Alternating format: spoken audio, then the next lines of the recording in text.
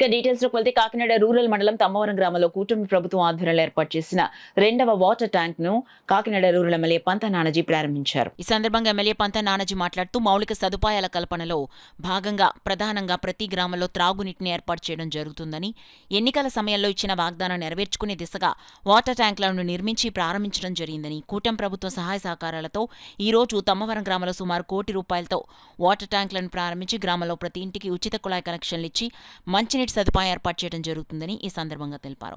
కార్యక్రమంలో ఎమ్మెల్సీ కరి పద్మశ్రీ, కూటమి నాయకులు నందిపాటి అనంతలక్ష్మి, త్రిమూర్తులు, పెంకే శ్రీనివాస్ బాబా, చప్పిడి వెంకటేశ్వరరావు, రంబాల వెంకటేశ్వరరావు, ముసలయ్య, సీతయ్య దొర, తాతాజీ వెంకటరమణ, వీరనాగేశ్వరరావు, శ్రీ పద్మరాజు, లోకేష్, మణేశ్వరరావు, మణికంఠ తదితరులు పాల్గొన్నారు. కొండబాబు గారు చెప్తే అలా దాన్ని ఆపేయడం జరిగింది. దాన్ని ఈవేళ గవర్నమెంట్ టీడీఎస్ బాండ్ ఇచ్చేసింది. బాండ్స్ అది మున్సిపాలిటీకి వచ్చేసింది. అది ఆ భూమి దానిని ఈవేళ మళ్ళీ తిరిగి అమ్మడానికి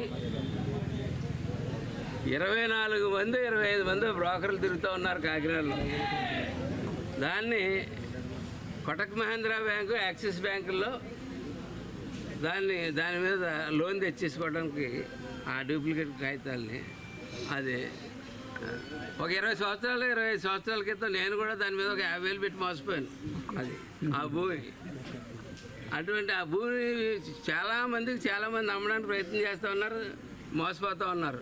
దయచేసి నేను అందరికీ ఒకటే చెప్తా ఉన్నాను, ఆ భూమి Kakinada municipal corporation TDR bonds తీసుకోవడం జరిగింది. ఆ భూమి దగ్గరికి ఎవరు కూడా అది కొంటే మోసపోతారు. దాన్ని కొనడం కానీ బ్యాంకులు కానీ అది పెట్టుకుని దాన్ని తాకట్టు పెట్టుకుని ఎట్టి పరిస్థితుల్లో డబ్బు ఇవ్వక్కర్లేదు. అవి అంతా already TDR bonds Kakinada municipal కార్పొరేషన్కి ఆ భూమి అయితే దాఖలైనదని చెప్పి మీ ద్వారా పబ్లిక్ తెలియజేస్తాం. 32 వరకు అయ్యని చెప్పేసి ఎమ్మెల్యే గారు వివరించడం జరిగింది.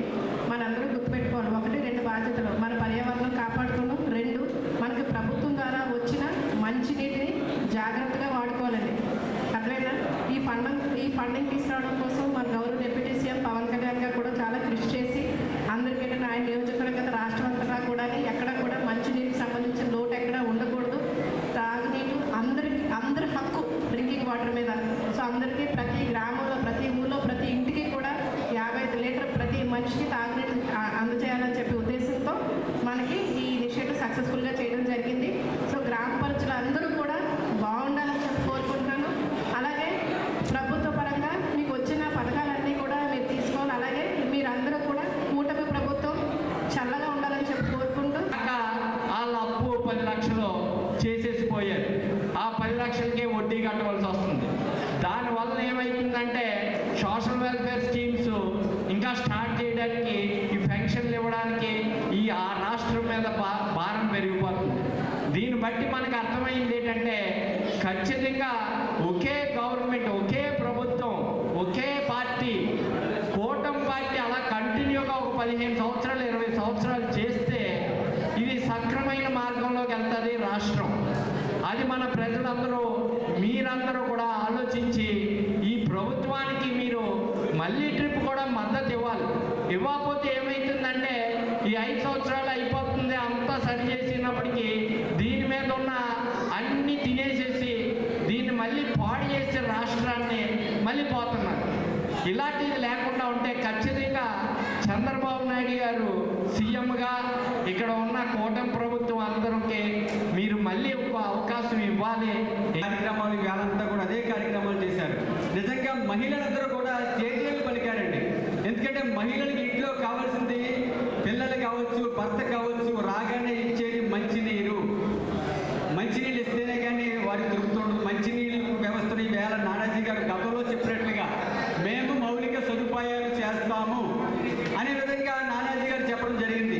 ఆ మౌలిక సదుపాయాల్లో ప్రధానమైన మంచినీరు. ఆ మంచినీరుని ఈవేళ కాకినాడ రూరల్ నియోజకవర్గంలో ఒక అపర భగీరథుల్లాగా, నిజంగా చెప్పాలంటే అపర భగీరథుల్లాగా ఈ రోజున కాకినాడ రూరల్ నియోజకవర్గాన్ని ఎక్కడా కూడా మంచినీటి కొరత లేక